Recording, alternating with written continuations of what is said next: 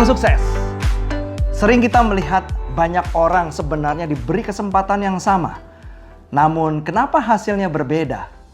Bahkan terjadi juga pada saudara kembar yang jelas-jelas dididik dalam lingkungan, budaya, dukungan, dan faktor-faktor luar lainnya yang hampir sama. Ada yang berhasil, ada juga yang tidak berhasil. Mengapa hasilnya berbeda? Mulailah kita mencari-cari jawabannya. Namun, sering orang lebih melihatnya karena faktor-faktor di luar dirinya. Menurut prinsip 90 dibanding 10 menjelaskan bahwa kesuksesan seseorang ditentukan oleh 10% faktor-faktor di luar dirinya. Dan 90% ditentukan dari cara seseorang bereaksi, yaitu faktor-faktor di dalam dirinya. Faktor penentu terbesar adalah belief system. Sistem nilai yang dipercayainya benar yang akan membentuk konsep dirinya. Konsep diri inilah yang akan membuat perbedaan yang jauh. Saya ingat sepenggal cerita yang sering dibawakan dalam materi-materi motivasi. Alkisah tentang dua kakak beradik yang sama-sama mengelola toko kelontong miliknya masing-masing. Sang ayah memberikan modal yang sama besarnya kepada kakak beradik ini untuk menjalankan usaha toko kelontong yang lokasinya satu sama lain tidak terlalu jauh berbeda. Sebelum sang ayah meninggal, ia berpesan tentang dua hal kepada anak-anaknya. Pertama, jangan menagih hutang kepada orang yang berhutang kepadamu. Kedua, setiap pergi dari rumah ke toko atau sebaliknya, jangan sampai terkena sinar matahari. Masing-masing berusaha mengelola tokonya dengan menjalankan pesan ini. Namun setelah beberapa tahun, toko si sulung berkembang semakin besar.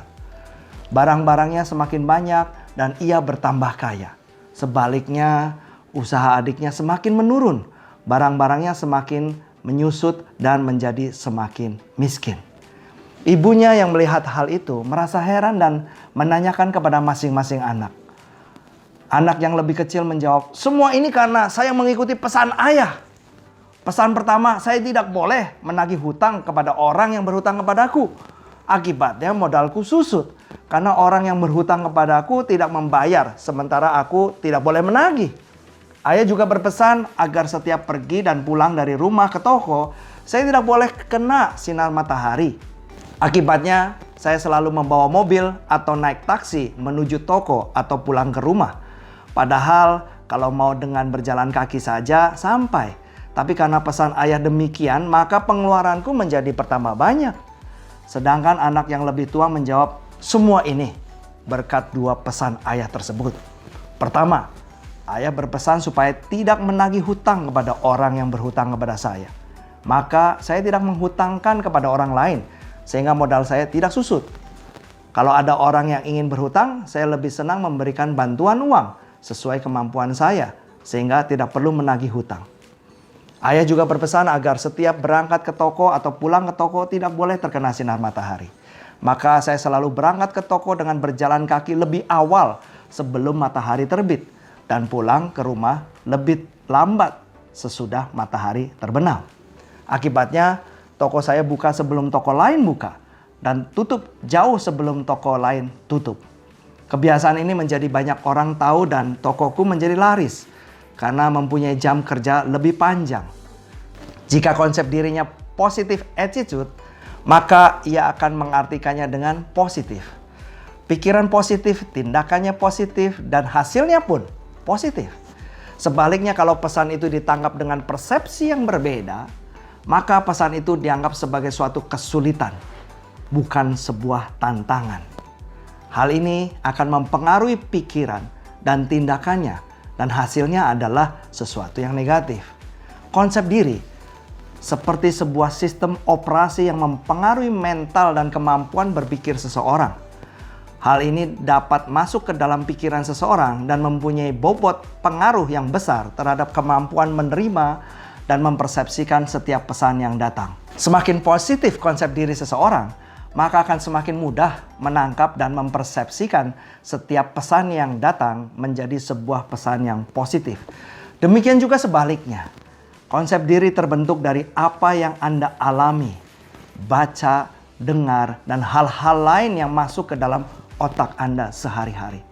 dalam waktu yang panjang, minimal 90 hari, yang akan mempengaruhi nilai-nilai yang Anda percayai. Kalau Anda menjalankan secara rutin sistem Joyces, khususnya mendengarkan audiobooks, melihat video books, membaca buku-buku yang dianjurkan, dan datang ke setiap pertemuan, maka Anda dengan sengaja mengontrol apa yang masuk ke dalam pikiran Anda. Lebih banyak mengizinkan arus masuk positif dan memblok hal-hal negatif dalam otak Anda. Maka tanpa Anda sadari, dengan berjalannya waktu, konsep diri Anda berubah menjadi positif. Sebenarnya, waktu yang diperlukan untuk sukses di dalam bisnis ini sangatlah singkat dibandingkan bisnis lain. Mengapa banyak yang lama suksesnya? Memang 10% karena faktor-faktor di luar. Namun orang-orang yang sukses, 90% lebih banyak waktu dihabiskan untuk membangun konsep dirinya. Untuk menjadi konsep dirinya yang benar sesuai dengan konsep diri orang-orang yang sukses. Semakin orang menutup diri, kebanyakan karena tertutup oleh lemak ego yang tebal, untuk tidak merubah konsep dirinya, semakin lama juga suksesnya. Karena konsep diri ini adalah kunci utamanya. Saya tidak menutup kenyataan bahwa di dalam bisnis ini ada orang-orang yang menang lotre. Walaupun dari 1000 orang hanya 1 yang menang lotre. Bisa mencapai peringkat yang tinggi karena dua legnya aktif dengan sendirinya. Namun dengan berjalannya waktu, jika orang-orang ini memiliki konsep diri yang salah dan tidak segera mau berubah, mereka pun akan tersandung sendiri oleh konsep dirinya dan kembali ke bawah. Berubah adalah kuncinya. Berubahlah ke konsep diri positif yang akan menentukan nasib Anda dan keluarga Anda. Saya, Joko Komara, terima kasih telah menyaksikan video books ini. Salam Joy, senang!